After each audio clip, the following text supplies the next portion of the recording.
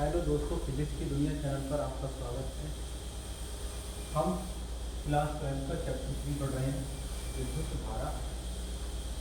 आज का हमारा है सेल के टर्मिनल विभवांतर, विद्युत वाहक बल तथा आंतरिक प्रतिरोध में संबंध। इसे देखते हैं। बताओ सेल कैसे बनता है। कल बताया था सेल कैसे बनाना। सेल का प्रतीक क्या था, ऐसे करोगे और ये छोटा माइनस का बड़ा वाला इलेक्ट्रोड, ये डायट होता है धन इलेक्ट्रोड और ये ऋण इलेक्ट्रोड, और आंतरिक प्रतिरोध यहाँ दिखा देते हैं, है ना। ये आंतरिक प्रतिरोध हो गया आर, और ये सेल का विद्युत वाहक बल होगा, यानी कि ये होगा मीन। और इसे बक्से में बंद कर देंगे। तो ये आपका क्या हो गया पूरा, ये सेल कहता है।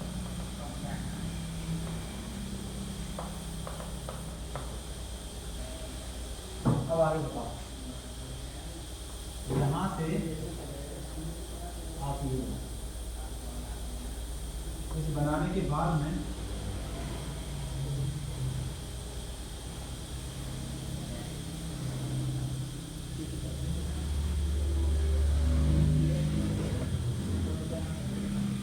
वोल्ट मीटर जो है, वोल्टा मीटर, वो समांतर क्रम में जोड़ते हैं और अमीटर किस में जोड़ते हैं, श्रेणी क्रम में। किसी भी वैद्युत परिपथ में वोल्टा मीटर समांतर परिपथ मतलब समांतर क्रम में जोड़ा जाता है और अमीटर श्रेणी क्रम। धारा मापी श्रेणी क्रम में और विभव मापी विभवांतर मापी। तो ये समांतर क्रम में जोड़ा जाएगा। ये परिपथ है जिसके समांतर क्रम में विद्युत, ठीक है, जिससे जो ये क्या नापेगा, टर्मिनल विभवांतर नापेगा। बी क्या नापेगा, वोल्टा मीटर टर्मिनल जोड़ना। और धारा मापी जो जोड़ते हैं वो श्रेणी क्रम में जोड़ते हैं। तो आप यहाँ पे एक जोड़ते हैं अमीटर, जुड़ गया ये। अब ये जो सेल है एक बाहर प्रतिरोध में धारा भेज रहा है, ये बाहर प्रतिरोध है एक अलग से, आर में धारा भेज रहा है।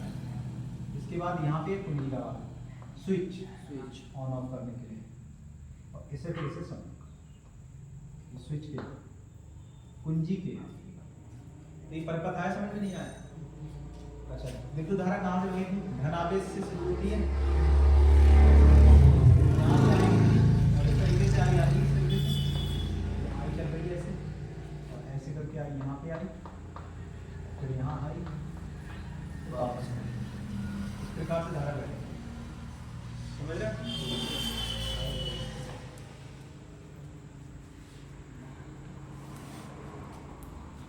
ठीक।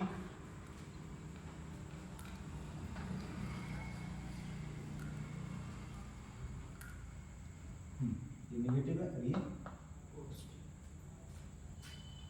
तो माना एक सेल है जिसका विद्युत वाहक बल क्या है, E है, आंतरिक प्रतिरोध क्या है, R है। इस सेल का इस सेल के कोई प्रतिरोध R जुड़ा है, कोई प्रतिरोध क्या जुड़ा है, R जुड़ा है। तब इस परिपथ के समांतर क्रम में क्या जुड़ा है, हमने वोल्ट मीटर भी जोड़ा है, और श्रेणी क्रम में क्या जुड़ा है, अमीटर ये जोड़ा है, यानी धारा मापी ये जोड़ा है। समझ गए? अब यहाँ से एक बात बताओ, सेल धारा कौन बहा रहा है, सेल ही तो बहा रहा है इसमें। तो एक सूत्र पढ़ा था आपने, विभव का पढ़ा था, B बराबर W बटे Q पढ़ा था नहीं पढ़ा था, बताओ। B बराबर क्या पढ़ा था, W बटा Q। अब मैं पूछूं W बताओ कितना होगा, तो आप कहोगे Q भी होगा नहीं होगा, क्या होगा, Q भी। तो जो ऊर्जा है ना, ऊर्जा Q भी होगा। ऊर्जा जो है उसका फार्मूला क्या है, आवेश गुणा विभवांतर। अरे ऊर्जा का फार्मूला क्या है, आवेश गुणा विभवांतर। अच्छा, सेल के केस में देखें तो सेल कितनी ऊर्जा दे रहा है, सेल आवेश गुणा विभवांतर, तो सेल कितनी ऊर्जा दे रहा है, सेल जो धारा आई बहा रहा है तो सेल कितनी ऊर्जा दे रहा है, बताओ। सेल की अगर हम ऊर्जा की बात करें तो सेल की ऊर्जा कितनी है, बताओ। सेल की ऊर्जा इस फार्मूले से निकालो, W किसकी, सेल की। सेल की ऊर्जा W कितनी है, तो सेल ने कितना आवेश दिया, बहाने के लिए यानी Q। और सेल का B जो है, सेल का B कौन है? E। समझ रहे हो? ये आ गया। विद्युत धारा I का फार्मूला क्या है? बताओ, I का फार्मूला क्या है? Q बटा T। अगर T समय तक Q आवेश बह रहा है तो धारा I बराबर होगी Q बटा T। Q का मान कितना होएगा? IT होएगा, नहीं होगा? तो ये जो Q है, इस Q को आप यहाँ लगा दो, अप्लाई कर दो, तो W सेल की ऊर्जा कितनी हो जाएगी? कौन बताएगा? ये हो जाएगी IT और इंटू E। यही हो जाएगा IT इंटू E। ठीक। ये जो सेल ऊर्जा दे रहा है, इस ऊर्जा का उपयोग दो रूपों में खर्च हो रहा है। पहला, बाह्य परिपथ में धारा बाहर आ रही है, और दूसरा उसके अंदर भी धारा बह रही है। ये जो धारा बाहरी थोड़ी ना बह रही है, इसके अंदर भी तो बह रही है सेल के। मतलब जो ऊर्जा सेल ने दी, उस ऊर्जा का इस्तेमाल बाह्य परिपथ में धारा प्रवाहित करने में भी हो रहा है और सेल के भीतर भी धारा प्रवाहित करने में हो रहा है। तो बाहर परिपथ में कितनी धारा प्रवाहित होगी? बाहर परिपथ के लिए, बाहर परिपथ में धारा, बाहर परिपथ में सेल द्वारा कार्य निकालो, सेल द्वारा कार्य निकालो कितना? तो W बाहर में क्या होगा? तो बाहर परिपथ में फार्मूला आपको पता है क्या है? Q क्या है? फार्मूला क्या है? Q into V। और Q क्या है? IT। तो Q हो गया IT हो गया, और जो E है ना, E, ये क्या हो जाएगा बाहर परिपथ के लिए? B हो गया। समझ गए? बाहर परिपथ में देखो सूत्र तो यही ना, ऊर्जा का आवेश गुणा विभवांतर, आवेश की जगह तो आ गया IT आ गया यहाँ पे। और जो E है सेल के लिए था, तो E लग गया विद्युत वाहक बल विभवांतर, और बाहर परिपथ है तो टर्मिनल विभवांतर लग जाएगा, E आ जाएगा। अब आंतरिक परिपथ में देखो, आंतरिक परिपथ का मतलब है सेल के भीतर, सेल के भीतर की बात हो रही है कि इसमें कितनी धारा बह रही है, वो कितना कार्य करना पड़ रहा है। ये भी सेल ही कर रहा है कार्य, बाहर हो गया, और ये सेल के अंदर कितना होगा? IT तो होगा ही होगा। फार्मूला क्या है? QB। तो ये याद रखो QB, तो QB का Q का मतलब IT, और इस B का मतलब, B सेल के अंदर हमें नहीं पता कितना है, देखो पता, तो B डैश मान लो, क्या हो जाएगा ये? B dash. सेल के अंदर जो ये होगा, ये विभव में पतन होगा। क्या होगा? विभव में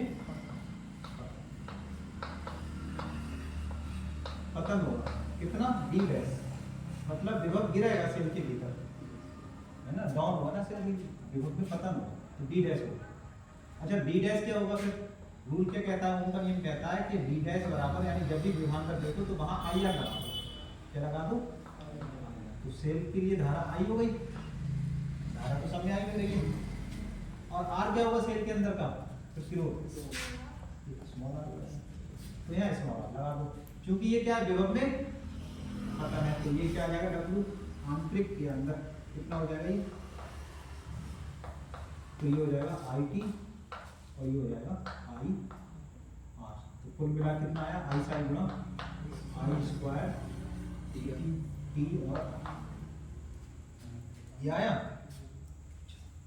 तो सेल ने टोटल एनर्जी कितनी दी? सेल ने जो टोटल एनर्जी दी वो दो प्रकार से खर्च हुई। सेल की जो कुल ऊर्जा थी, यानी W सेल जो था, वो किसके रूप में खर्च हुई? पहली तो कार्य हुआ W बाहर में, प्लस W अंदर, जो कि कुछ कार्य आंतरिक बिंदु अंदर। W सेल में कितना आया? IT इंटू W बाहर कितना आया? IT भी, और अंदर कितना है?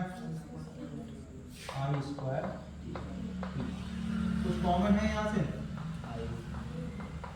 IT कॉमन है, तो यहाँ बचेगा B प्लस एक I बचा और एक R। इस IT से IT गया फिनिश। ई बराबर क्या आया, बी प्लस, अब आई आर इधर ले आओ, क्या हो जाएगा, ई माइनस आई आर बराबर बी, या फिर बी बराबर ई माइनस, यही क्या है आपका, समझ में बात आ रही है कैसे करेंगे, पूरा आया समझ में सवाल, ठीक है। तो अब कायदे से लिख लगाए,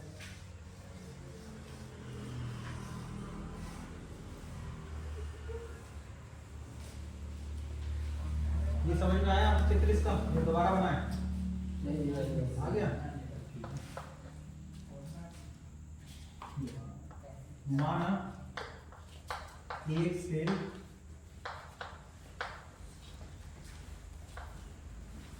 जिसका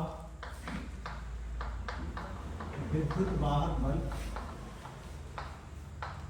कैपिटल ई तथा आंतरिक प्रतिरोध स्मॉल आर है। एक बाह्य परिपथ, एक बाह्य प्रतिरोध, एक बाह्य प्रतिरोध कौन, कैपिटल आर में धारा आई भेज रहा है, कितनी धारा भेज रहा है, आई भेज रहा है,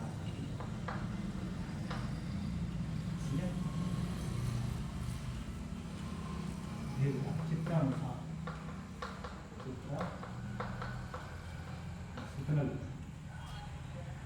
अब आगे बताओ, इसके बाद में मीटर में चिन्ह भी लगा सकते हैं आपको, प्लस बी माइनस, इस तरीके से चित्रानुसार धारा भेज रहा है। तो अब बताइए, सेल द्वारा दी गई ऊर्जा, सेल द्वारा दी गई कुल ऊर्जा कितनी है,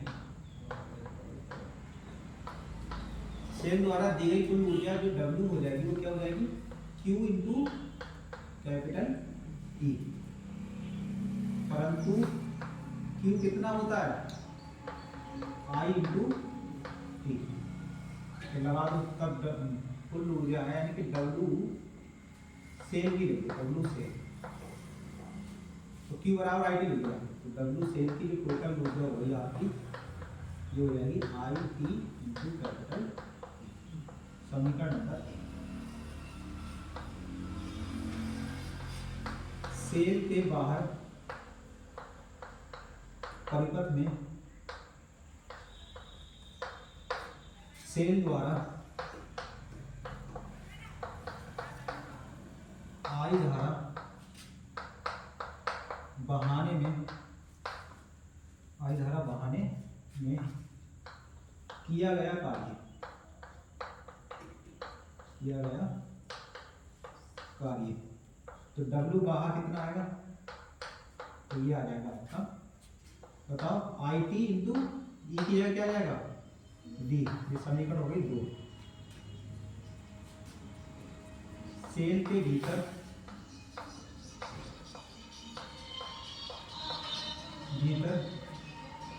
विभव पतन, सेल के भीतर विभव पतन B डैश है, तब B डैश कितना होगा, हो जाएगा आई आर, आई इंटू विभव का फार्मूला ओम के नियम से, D बराबर आई आर होगा, विभव पतन B डैश है, तब B डैश बराबर आई आर, तो देखोगे सेल के भीतर, सेल के भीतर ऊर्जा कितनी, खर्च ऊर्जा, खर्च ऊर्जा कितनी होगी, सेल के भीतर कितनी ऊर्जा होगी, खर्च, तो W आंतरिक कर दो इसे, आंतरिक, तो ये हो जाएगी, ये देखो यहाँ पे एक बात सुनिए, इसी तरीके से आपको लिखना है I T E, I T और ई की जगह क्या आ जाएगा, बी डैश, इस बी डैश का मान ये लगा देंगे, तो W आंतरिक यहाँ पे लिख देंगे आप, आई टी और बी डैश का मान आ जाएगा आई स्मॉल, इससे भी गुणा करा दो तो हो जाएगा ये आई स्क्वायर टी, W हो गया ये आंतरिक हो गया, ऊर्जा जो सेल की होगी वो कैसे खर्च होगी? सेल की कुल ऊर्जा जो हो जाएगी वो दो भागों में खर्च हो रही है, एक डब्ल्यू सेल के रूप में प्लस एक तो आपने बाहर कार्य हुआ है उसमें, और एक किसमें कार्य हुआ है? आंतरिक में। दो रूपों में खर्च होगी। तो डब्ल्यू सेल की है कितनी? I T into capital E, और डब्ल्यू बाहर खर्च कितनी हुई? बाहर जो खर्च हुई वो हुई आई टी बी, और अंदर जो खर्च हुई वो हुई है R M square T into, common लेके काट लें इससे, कितना? आई टी, तो बचेगा क्या? बी प्लस आई टी से आई टी फिनिश हो गया, तो यहाँ पे बचा ई बराबर ई प्लस आई आर इधर ले आओ, ई माइनस आई आर बराबर बी, या फिर क्या आ जाएगा? बी बराबर ई माइनस आई और आर। ये है आपका फार्मूला टर्मिनल इलेक्ट्रॉन और इसके सब। ठीक है, इंपॉर्टेंट है फार्मूला, आप याद रखेंगे इसे। आई पे स्क्वायर जो था, आई टी कॉमन लोगे तो एक आई बाहर आ जाएगा, एक आई कोई बचा यहाँ पे। सही।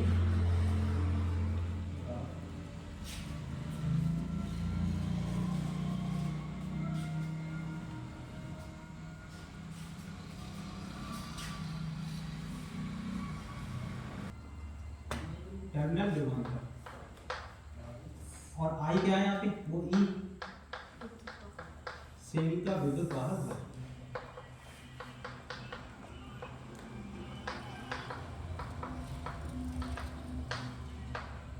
और आई विद्युत धारा। स्मॉल आर क्या है? सेल का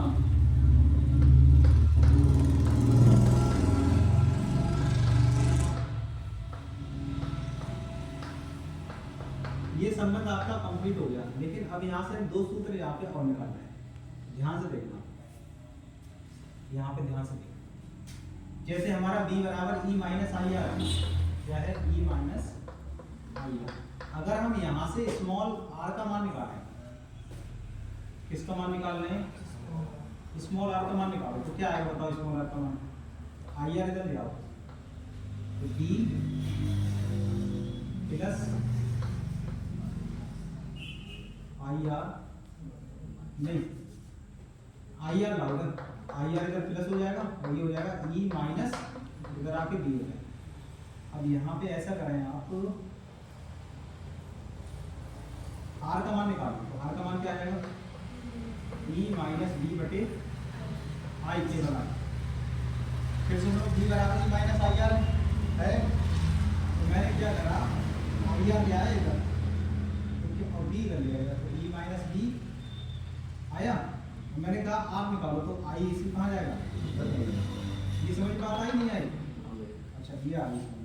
इसके बाद भी आई, ये जो धारा बह रही है कहाँ बह रही है? इस बाह्य परिपथ में तो बह रही है। तो इस जब इस प्रतिरोध में धारा बह रही है आई, ये आई इस प्रतिरोध में धारा आई बह रही है, तो इसके सिरों के बीच, यानी इस प्रतिरोध के सिरों के बीच विभवांतर कितना है? इस प्रतिरोध के सिरों के बीच विभवांतर कितना है? यही तो है। इस वाले प्रतिरोध के सिरों के बीच विभवांतर कितना है? बी। कितना है? बी, यानी टर्मिनल विभवांतर। अब देखोगे प्रतिरोध, कौन सा प्रतिरोध? ये वाला बड़ी आर, ठीक है। प्रतिरोध आर के सिरों के बीच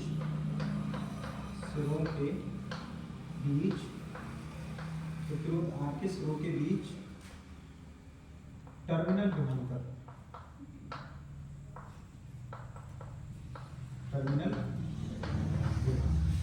प्रतिरोध आर के सिरों के बीच टर्मिनल विभवांतर कितना हो जाएगा? बी। तो बी बराबर फार्मूला क्या होता है? आई आर, ओम के नियम से बी बराबर आई होगा, नहीं होगा?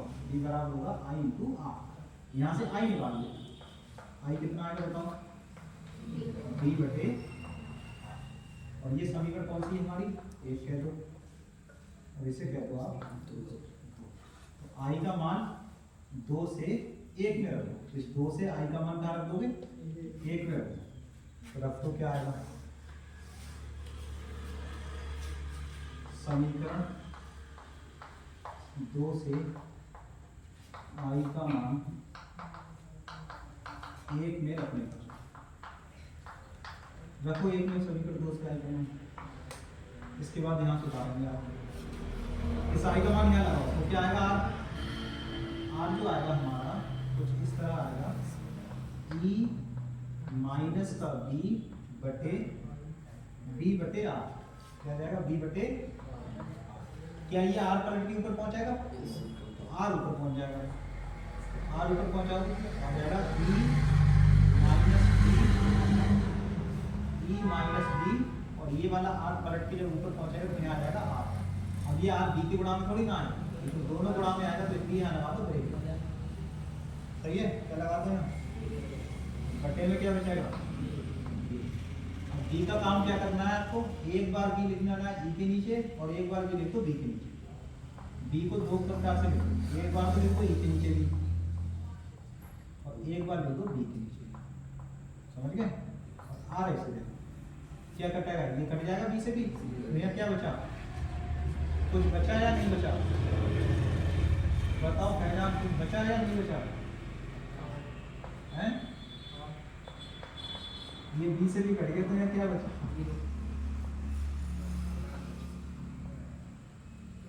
इल्मा क्या बचा यहाँ पे, बी से भी कटने के बाद,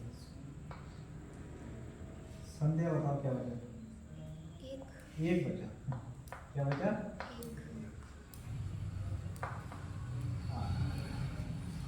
तो ये आया यहाँ पे, तो या फिर ऐसे लिख दो फार्मूला, ये भी ठीक है, या फिर आप शुरू में लिख लो ई बटा बी माइनस, तो ये आंतरिक प्रतिरोध का फार्मूला, ये फार्मूला आपका ये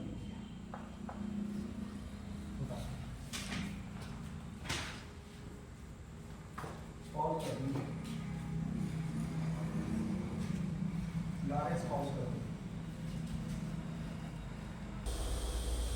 टर्मिनल विभवांतर V बराबर क्या है, आई आर, तो V बराबर आई आर जो है आप इसमें लग लो, सेल की समीकरण क्या है, वो सेल की समीकरण, सेल की जो समीकरण है वो है V बराबर E माइनस आई आर, ये सेल की समीकरण है, तो V बराबर आई आर यहाँ लगा दो, V बराबर आई आर यहाँ लगा दो, तो क्या जाएगा आई आर बराबर E minus I R, I R ले लिया आपको, I R plus I R बराबर ई, तो यहाँ से क्या करना है आई कॉमन ले लें, तो क्या करेगा आर प्लस स्मॉल आर बराबर ई, मैं कहूँ आई कितना आएगा फिर ई बटे कैपिटल आर बटे,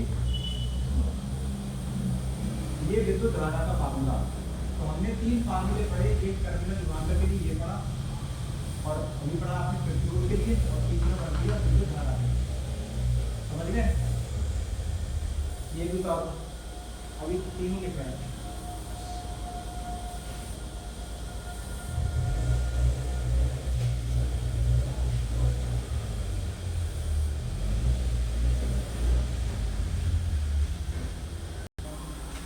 देखिए यहाँ पे हमें 3 समीकरण मिली, पहली सेल की समीकरण, सेल की समीकरण क्या आई थी, V बराबर E माइनस आई, ठीक है, ये समीकरण, ये कब आई है, जब आप सेल से धारा ले रहे हैं, सेल से धारा ले रहे हैं, ये तब आई जब सेल से धारा ले, अगर सेल से धारा लेने का मतलब ये है कि सेल निरावेशित हो रहा है, सेल कैसा हो रहा है, निरावेशित, सेल निरावेशित हो रहा है,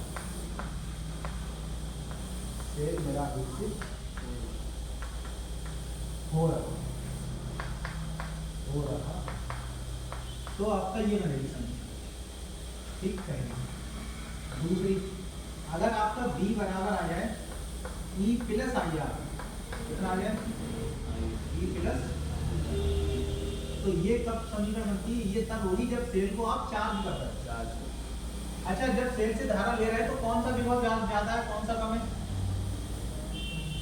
टर्मिनल विभवांतर कम है और सेल का विद्युत वाहक बल ज्यादा है। जब सेल निरावेशित हो रहा है तब क्या कौन सा ज्यादा है, देखो बी जो मिल रहा है वो ई में से घट के मिल रहा है, इसका मतलब है बी जो है वो ई से कम है। बी है क्या, टर्मिनल विभवांतर। हाँ, जब सेल निरावेशित हो रहा है तब टर्मिनल विभवांतर बी विद्युत वाहक बल ई से क्या होता है, कम होता है। इसका मतलब है कि जो बी है वो कम है किससे, ये मतलब बी कम है ई ज्यादा है। अब बी बराबर आया ई प्लस आई आर, ये कब समीकरण बनी, जब सेल चार्ज हो रहा है, जब सेल आवेशित हो रहा है। चार्जिंग को ही कहते हैं आवेशित होना, ठीक है। मोबाइल कहते हैं मोबाइल चार्ज कर लो, चार्जिंग पे लगा दो, मोबाइल चार्जिंग पे लगा दो, इसका मतलब क्या है, मोबाइल को आवेशित करो, ठीक है। बोलना घर पे डाउन हो जाए मोबाइल, मोबाइल को आवेशित कर दो, पागल आ गया है। और इंग्लिश में बोलो तो कहेंगे बहुत सब समझ जाए, हिंदी में बोलो आवेशित कर दो तो जब से आवेशित हो रहा है, ठीक है। आवेशित मतलब क्या है,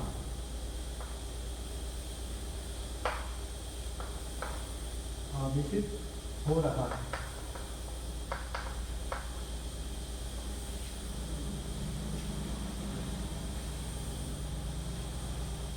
आवेशित हो रहा है, जब सेल आवेशित हो रहा है तब क्या होगा, तब आई के स्थान पर हम क्या यूज कर रहे हैं, आई के स्थान पर हमने इसमें माइनस आई यूज किया है।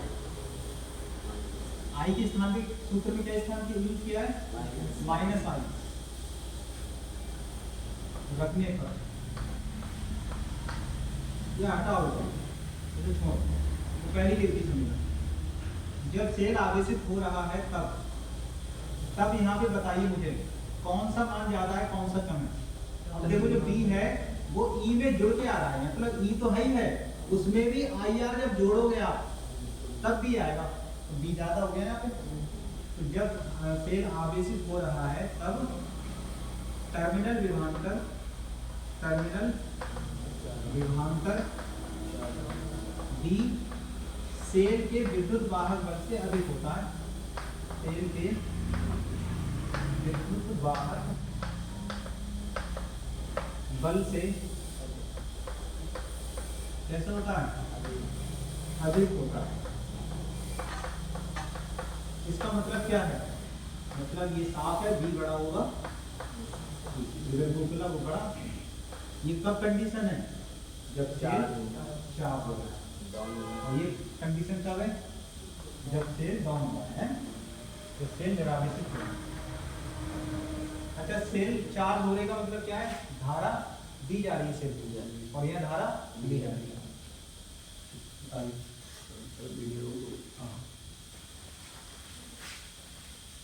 हमें कौन कौन से फार्मूले मिले आपको याद होना चाहिए। पहला था बी बराबर ई माइनस आई आर, ठीक है।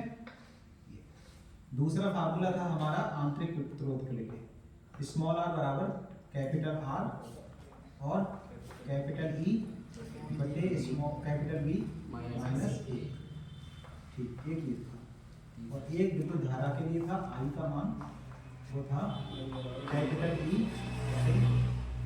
Capital R plus small R. अब इन पे न्यूमेरिकल देखते हैं कुछ।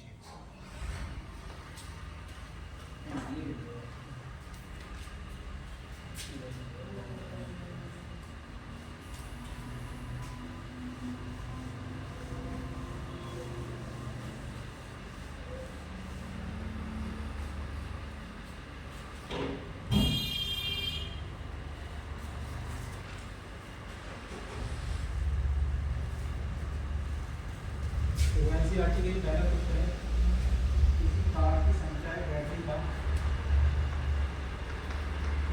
किसी कार की संख्या है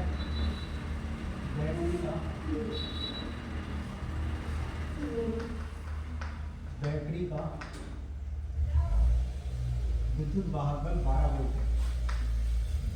विद्युत वाहक बल कितना है? 12 वोल्ट। और कह रहा है यदि बैटरी का आंतरिक प्रतिरोध, यदि बैटरी का आंतरिक प्रतिरोध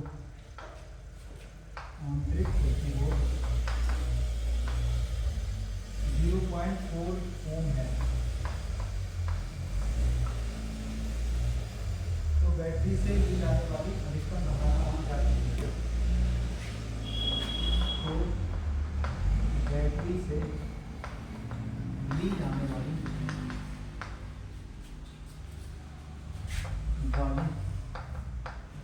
अधिकतम धारा समान जाती है।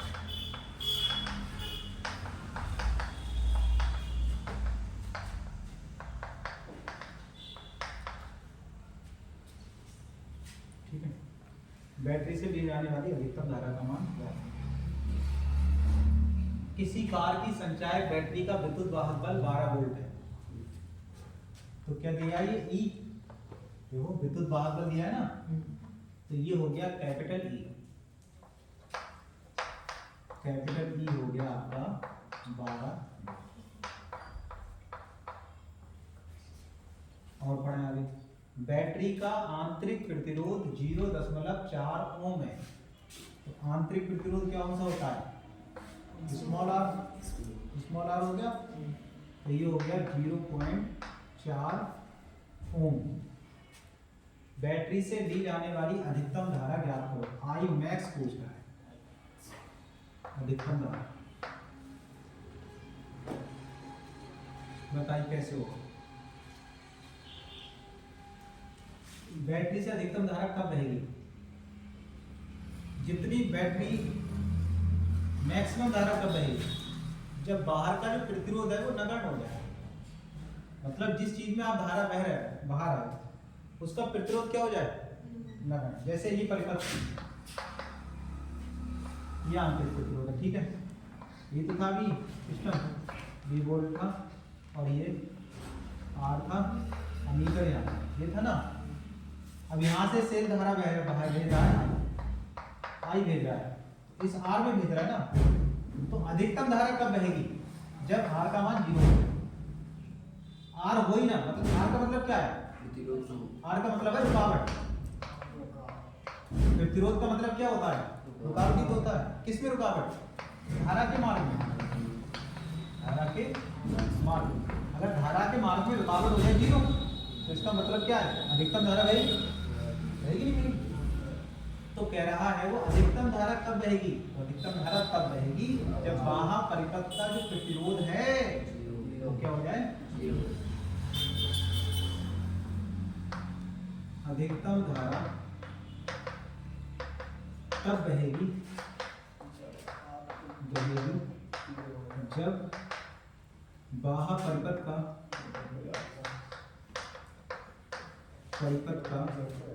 प्रतिरोध क्या हो जाए? शून्य हो जाए, यानी R जो है वो हो जाए 0। अगर R 0 हो गया, अगर R हो गया 0, तो बताओ फिर क्या होगा? हमें धारे तो चाहिए, बताओ B है हमारे पास सवाल में? नहीं है, कहाँ है B? अरे B उत्तर तो लिखते नहीं हम, B नहीं है, इसका मतलब ये समीकरण नहीं करेंगे, फिनिश। यहाँ भी नहीं है, ये भी बताओ है, लग जाएगी। देखो E भी मालूम है, छोटा R भी मालूम है, बड़ा R भी भाई, तो I मिल जाएगी, I ही चाहिए, समझ गए? I मैक्स, I बराबर फार्मूला हो जाएगा E बटे capital R plus small r। आई क्या हो जाएगी हमारी, ई बोलो, ई 12 और ये हो जाएगा 0 प्लस 0.4। आई हो गई हमारी 12 बटे 0.4, पॉइंट खत्म करो 0, 4 से काटो, 4 3 12 30, आई हो गई 30 एम्पियर। तो यही क्या है, अधिकतम धारा। अधिकतम धारा हो गई बराबर 30 एम्पियर।